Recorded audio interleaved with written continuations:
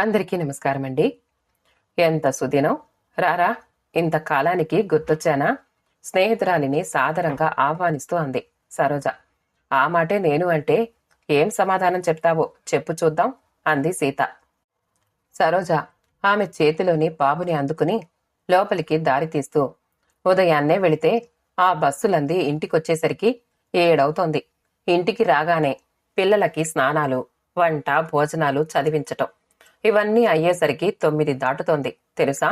ఆదివారం సెలవన్న మాటే కాని ఈరోజు ఎంత పనుందో నువ్వే చూద్దూగాని. మిగతా పిల్లలేరి? వాళ్లని కూడా తీసుకురావాల్సింది. మీ వారిని కూడా రమ్మనకపోయావా?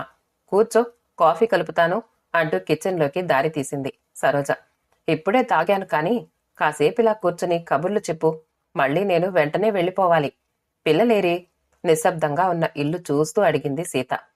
గాంధీ పిక్చర్ బాగుంటుంది చూడమన్నారట వాళ్ల టీచర్.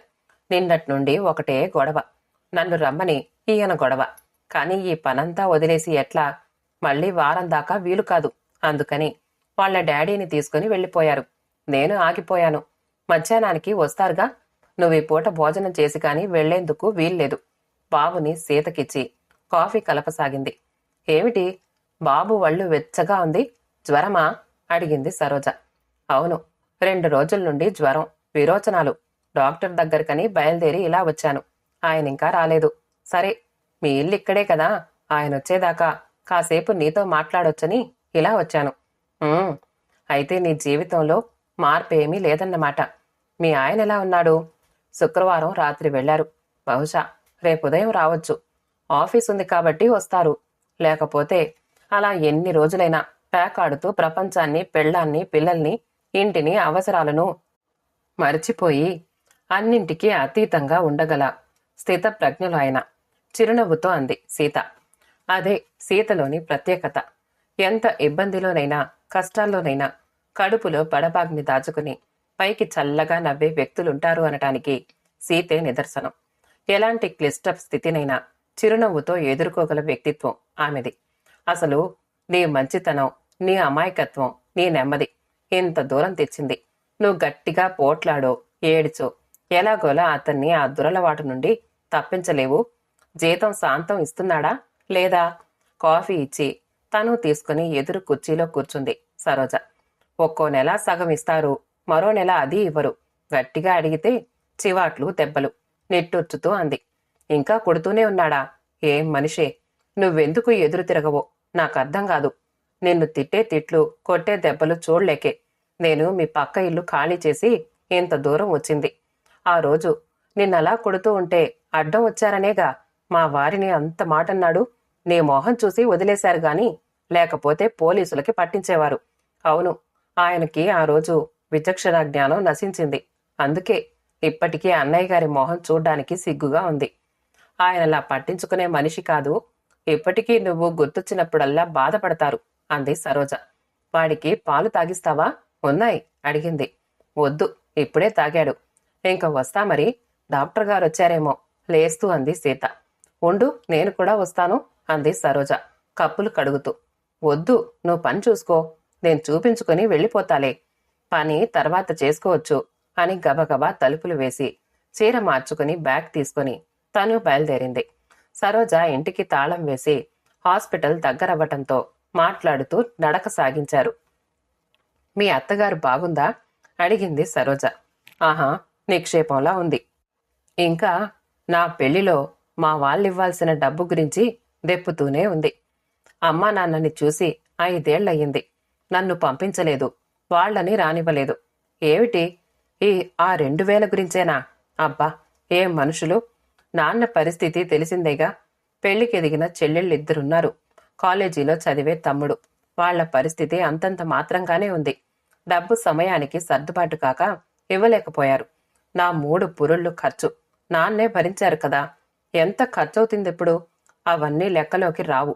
అసలు నాన్నని ఇబ్బంది పెట్టలేకే ఆపరేషన్ చేయించుకుంది. అప్పుడెంతో గొడవ చేశారు వీళ్ళు, నీకు తెలుసుగా. అవును, పాల డబ్బా కొనటానికి టికానా లేకపోయినా పిల్లల్ని ఇంకా కంటానికి మట్టుకు రెడీయే. చిచ్చి, ఇలాంటి మనుషుల్లో మార్పు ఎప్పుడొస్తుందో నాకర్థం కాదు అంది సరోజ. హాస్పిటల్కొచ్చేశారు. ఆదివారం ఉదయం పూట మాత్రమే చూస్తారాయన. అప్పటికి 2 పేషెంట్లున్నారు. వాళ్ళని చూడగానే సీత బాబుని తీసుకువెళ్ళింది. బాబుని పరీక్ష చేసి ఇంజెక్షన్ చేసి మందులు రాసిచ్చారు డాక్టర్. బాబుకి పాలిస్తున్నారా అమ్మా? అడిగాడు డాక్టర్. గేదె పాలండి. వద్దు, మానేయండి, ఈ డబ్బా పాలు వాడండి అంటూ రాసిచ్చాడు. ఫీజు చెల్లించి బయటికొచ్చారు. హాస్పిటల్కి ఎదురుగానే ఉంది మెడికల్ షాపు. అటువైపు నడిచింది సరోజ. ఇప్పుడు కాదులే, తర్వాత తెప్పిస్తాలే వెనకాల నుండి అంది సీత అక్కడే నిలబడిపోయి. ఆశ్చర్యంగా వెనక్కి తిరిగింది సరోజ. పిల్లాడికి రోగం అలా పెట్టుకుని మందులు ఎప్పుడో కొంటుందట. ఎప్పుడు వేయాలనుకుంటున్నావు? నడు నడు. ఆమె రెక్కపుచ్చుకుని మెడికల్ షాప్ మెట్లెక్కింది సరోజ. ప్రిస్క్రిప్షన్ చూసి మందులు పాల డబ్బా ఇచ్చాడు. బిల్లు 62 రూపాయల 30 పైసలయ్యింది.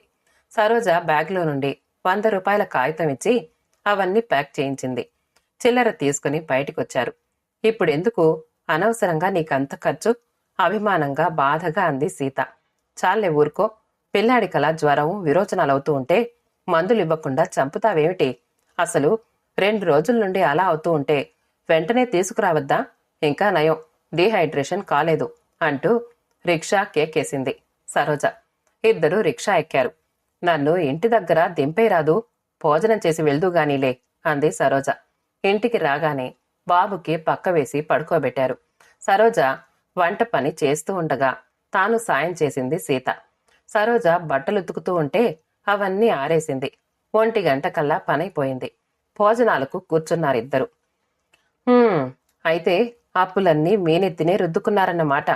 మీ మరిదిని కూడా కొన్ని తీర్చమనకపోయారా? హక్కులే గాని బాధ్యత అక్కర్లేదా? ఈయన అడగలేదు, అతనివ్వలేదు. ఆడపడుచు పెళ్లికైన అప్పులన్నీ నిన్న మొన్నటిదాకా తీరుస్తూ వచ్చాం. ఇప్పుడింకా మా పిల్లలు, మా ఖర్చులు, మా అప్పులు మొదలయ్యాయి. ఆర్థిక ఇబ్బందులతో మనసులు పాడైపోయాయి. సంసారంలో శాంతి, సుఖం లోపించాయి. అసలు నా జీవితంలో ఏనాడైనా శాంతిని, సుఖాన్ని పొందుతానంటావా? ఆర్తిగా అడిగింది సీత. ఏం చెబుతుంది తను? నిజమే, మధ్యతరగతి బ్రతుకులు ఇలాగే ఉన్నాయి. వేషజాలకి పోయి ఘనంగా పెళ్లి చేశారని అందరూ అనుకోవాలని అప్పులు చేసి పెళ్లిళ్లు చేయటం, అవి తీర్చుకోలేక ఆ బాధలు తట్టుకోలేక దురలవాట్లకి లోనవ్వటం. సీత భర్త సత్యమూర్తి ఈ కోవకి చెందినవాడే. చెల్లెలి పెళ్లికైన అప్పులు తీర్చలేక అతను ఎన్ని బాధలు పడ్డాడో ఆమెకు తెలుసు. అప్పుల వాళ్ళు ఇంటికొస్తారని అతను కొన్ని రోజులు ఇంటికే వచ్చేవాడు కాదు. ఇంట్లో పిల్లలు, రోగిష్టి తల్లి, వాళ్ల అవసరాలు, అతని జీతం సరిపోయేది కాదు. ఈ కలతలకి తట్టుకోలేక అతడు తాగుడికి, దాని తర్వాత పేకాటకి బానిసయ్యాడు. పేకాటలో అడపాదడపా అతనికి డబ్బులొచ్చేవి. అప్పుడు మటుకు ఇంటికొచ్చేవాడు. సోమవారం ఉదయం మట్టుకు అతను కనిపిస్తాడు. మధ్య రోజుల్లో వస్తే వస్తాడు, లేకపోతే లేదు.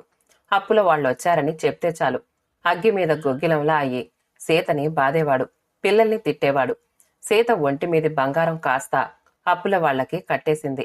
అతను అడిగినప్పుడల్లా డబ్బివ్వలేదని సీతని నరకయాతన పెట్టేవాడు. అతనిచ్చే జీతం డబ్బుల్లోనే ఎంతో పొదుపుగా సాగించేది సీత సంసారమైనా. అయినా చాలేవి కావు. అడపాదడపా తను సాయం చేసేది. గతమంతా కళ్ల ముందు మెదిలింది సరోజకి. నిట్టూర్చింది. సీత బ్రతుకులో ఏమీ మార్పు లేదు. అప్పుడెలా ఉందో ఇప్పుడు అంతే. అరే, అప్పుడే మజ్జిగ పోసుకున్నావే? వద్దు, ఇంక చాలు. పిల్లలేం చేస్తున్నారో ఇంటి దగ్గర? గబగబా తినేసి చేయి కడుక్కుంది సీత. కంచాలు అవి తీసేసి వంటిల్లు సర్ది హాల్లోకొచ్చారిద్దరు. పిల్లాణ్ణి తీసుకుంది సీత. వెళతానంటూ లేచింది. ఉండు ఒక్క క్షణం, రిక్షా పిలుస్తా అంది సరోజ. అక్కర్లేదు. ఎంత దూరమని? గట్టిగా నడిస్తే 10 నిమిషాలు. నీ మొహం, ఇంత ఎండలో జ్వరంతో ఉన్న పసివాణ్ణి వేసుకుని నడుస్తావా? వద్దు. వాకిట్లోకెళ్లి రిక్షా కేకేసింది. పాల డబ్బా, మందుల ప్యాకెట్టు రిక్షాలో పెట్టింది. సీత రిక్షా ఎక్కగానే ఆమె చేతిలో 100 రూపాయలు పెట్టింది. ఎందుకది?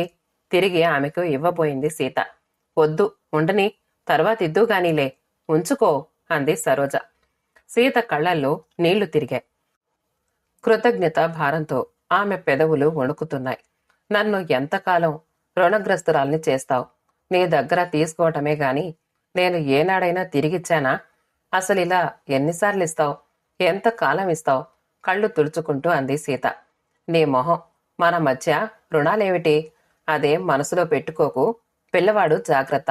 ఉంటాను చేయి ఊపుతూ అంది. సరోజ రిక్షా మలుపు తిరిగేదాకా వాకిట్లో నిలబడింది. తను చేసే సాయం ఏ మూలకి? అయినా తను మాత్రం ఎంత అని ఇవ్వగలదు? ఈ జీవితాలింతేనా ఇంకా? అతనిలో మార్పు రాదా? ముద్దబంతి లాంటి సీత ఎలా మారిపోయింది? నల్లగా గోగుకాడలా ఉంది ఇప్పుడు.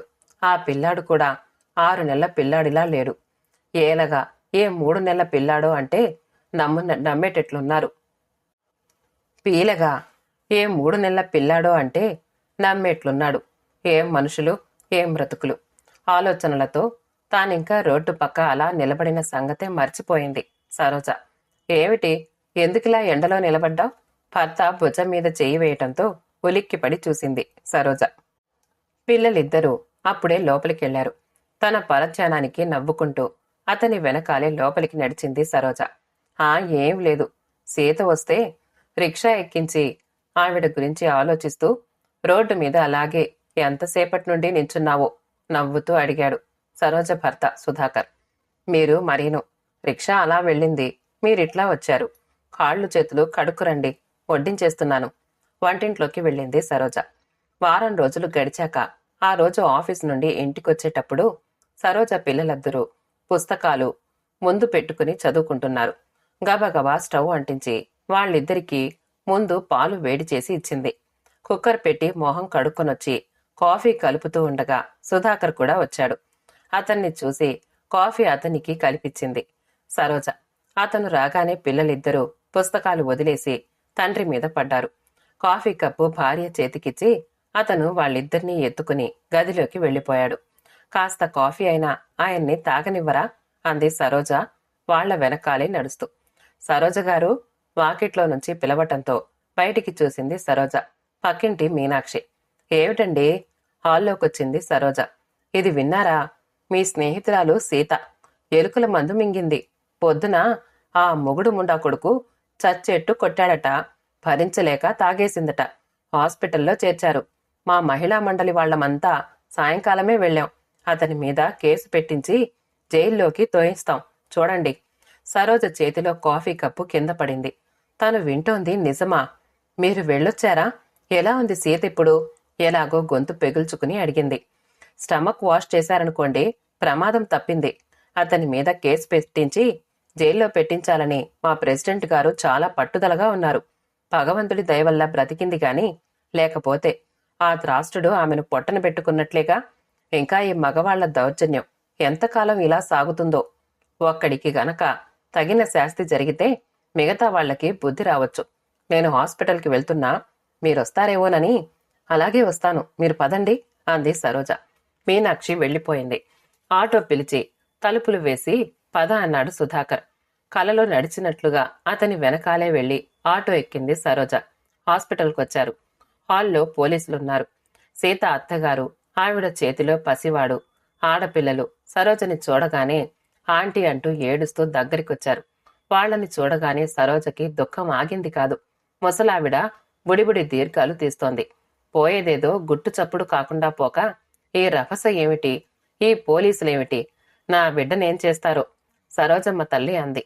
ఆ శిస్తిలో కూడా కోడలి గురించి ఆలోచించని ఆమెను చూస్తే అసహ్యమేసింది సరోజకు. అసలేమైంది? అడిగింది సరోజ అక్కడే ఉన్న సీత పక్కింటావిడ్ని. ఏముందండి, మామూలే. ఆయన ఉదయం డబ్బు గురించే అనుకుంటా కొట్టినట్లున్నాడు. మందు వేసుకుంది. సాయంకాలం 3:30 అవుతోంది. అమ్మ మెరుకలు తిరుగుతోంది అంటూ ఆడపిల్లలొచ్చారు. వెళ్ళి చూద్దును గదా. ఇది పరిస్థితి. వెంటనే ఆటోలో హాస్పిటల్కి తెచ్చాం. అప్పుడు మా ఇంట్లో వనజగారున్నారు. ట్రీట్మెంట్ వెంటనే జరిగిందిలేండి, లేకపోతే ప్రాణం పోయేదే అందావిడ. అరగంటకి సూపరింటెండెంట్ గదిలో నుంచి సుధాకర్ వచ్చాడు. సీత చెప్పే సమాధానంపై సత్యమూర్తి బ్రతుకు ఆధారపడి ఉంది. సీతకేం పర్వాలేదు. ఆవిడకి స్పృహ రాగానే స్టేట్మెంట్ తీసుకుంటారు అని. ఇంత జరిగినా అతనిక్కడ రాలేదే అన్నాడు. ఎక్కడో తాగి పేకాట్లో ఉంటాడు. అసహ్యమేసింది సరోజకి.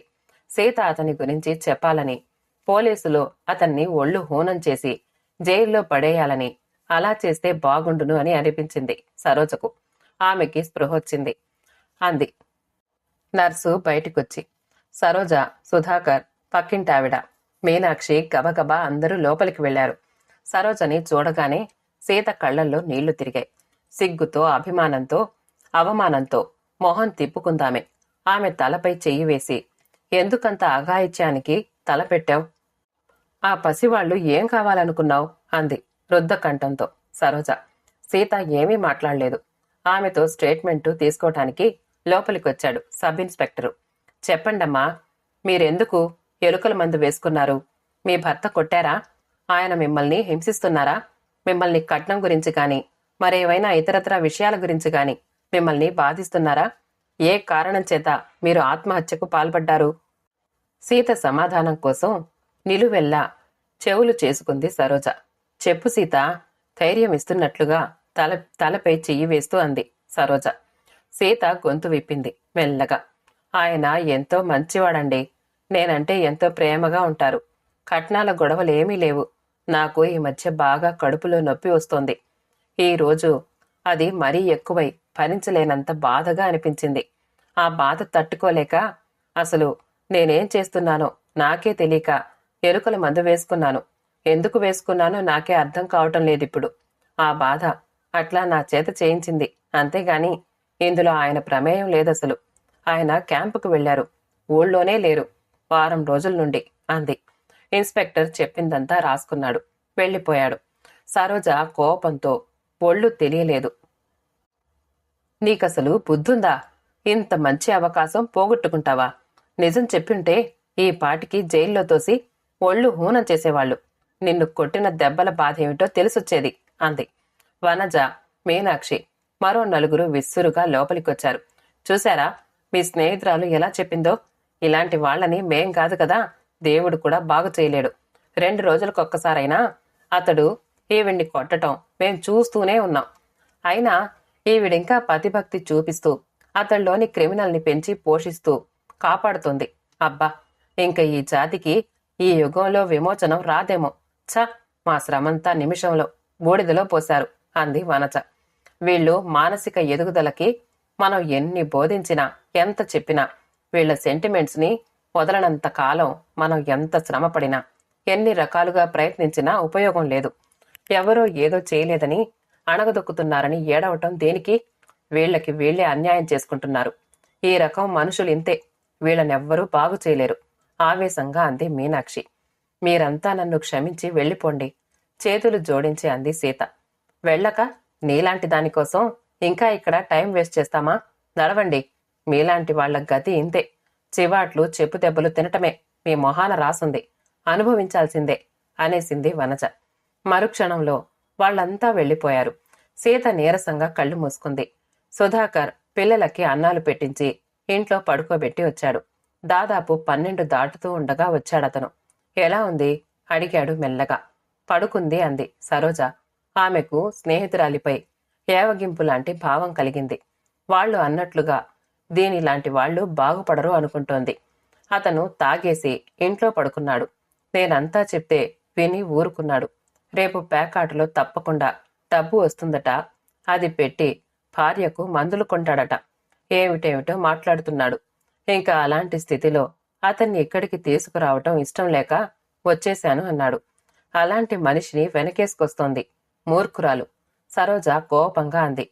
సీత మెల్లగా వెల్లకిలా తిరిగింది. సరోజని దగ్గరికి రమ్మని సైగ చేసింది. కూర్చోమంది. నా మీద కోపంగా ఉంది కదూ? మీరంతా చెప్పినట్లుగా అనుకున్నట్లుగా నేనాయన మీద చెప్పలేదు. ఎందుకో చదువుకున్న దానివి నీకు తెలీదు. నేను ఆయన మీద చెప్పగానే ముందు ఆయన్ని జైల్లో పెడతారు. ఆ తర్వాత ఉద్యోగం పోతుంది. అప్పుడు నేను నా పిల్లలు ఏం కావాలి? ఆయన జైలు నుండొచ్చాక మళ్ళీ నా మొహం చూస్తాడా? నన్ను నా పిల్లల్ని జీవితాంతం ఎవరు పోషిస్తారు? ఈ సంఘంలో నాకు రక్షణని ఎవరు కల్పిస్తారు? ఒంటరిగా ఈ పిల్లలతో నేనెలా ఉండగలను? నువ్వు పోషిస్తావా మమ్మల్ని జీవితాంతం? లేదా ఆ మహిళా మండలి వాళ్ళు నన్ను నా పిల్లల్ని పోషించి మాకు రక్షణ కల్పిస్తారా? ఎవరు మా బాధ్యత తీసుకుంటారో చెప్పు. 10th క్లాసు తప్ప నాకు ఏం ఉద్యోగం దొరుకుతుంది? నేను చనిపోయి ఉంటే ఆ దారి వేరు. నేను బ్రతికుండి ఆ పిల్లల్ని తండ్రికి దూరం చేసి వీధుల్లో వాళ్ళు అడుక్కునే పరిస్థితి కల్పించమంటారా? కొట్టుకున్నా తిట్టుకున్నా ఇంట్లోనే అనుకుంటాను. భర్త అనేవాడుంటాడు కాబట్టి నాకు సాంఘిక రక్షణ ఉంటుంది. సంసారం, ఇల్లు కాబట్టి, ఇల్లు ఉన్నాయి కాబట్టి సంఘంలో ఒక స్థానం ఉంటుంది. ఆయన్ని జైలుకు పంపించాక ఈరోజు ఓహో అన్న నలుగురు రేపు నా వెనకాలే మొగుణ్ణి జైలుకు పంపించింది ఎంతకైనా తగింది అని వాళ్లే అంటారు.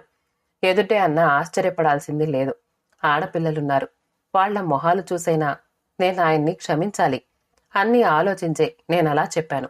ఆయనలో ఏ మాత్రమైనా మానవత్వం ఉంటే కనీసం ఇప్పటికైనా కృతజ్ఞతతో నా పట్ల జాలైనా చూపుతారేమో. బాగా నీరసంగా ఉంది ఆ గొంతు. నిరతురాలయ్యింది సరోజ. ఒక రకంగా ఇది నిజమే. తమ సాక్ష్యాలు, సీత ఒంటిపైని వాతలు, ఆమె పరిస్థితి అతన్ని జైలుకి పంపటానికి ఇవి చాలు. కాని సీత అన్నట్లుగా ఆ తర్వాత ఆమె పరిస్థితి అప్పుడప్పుడు 10 పరకా ఇవ్వగలదే కాని తను మాత్రం ఆమెనెలా ఆదుకోగలదు? ఎవరు మట్టుకు ఒక కుటుంబాన్ని ఎల్లకాలం పోషించగలరు? ఇంకా ఈ పరిస్థితి ఇంతేనా? ఈ సమస్యకు ఇంకా పరిష్కారం ఇదేనా అనుకుంది సరోజ. కథ సమాప్తమండి. కథ నచ్చితే లైక్ చేయండి, షేర్ చేయండి, కామెంట్ చేయండి. మా ఛానల్ని సబ్స్క్రైబ్ చేసుకోండి. ఆల్ అనే బెల్ బటన్ని నొక్కండి. ఈ కథ చదవడంలో ఏవైనా తప్పులుంటే క్షమించండి. మళ్ళీ కలుద్దాం ఇంకో మంచి కథతో.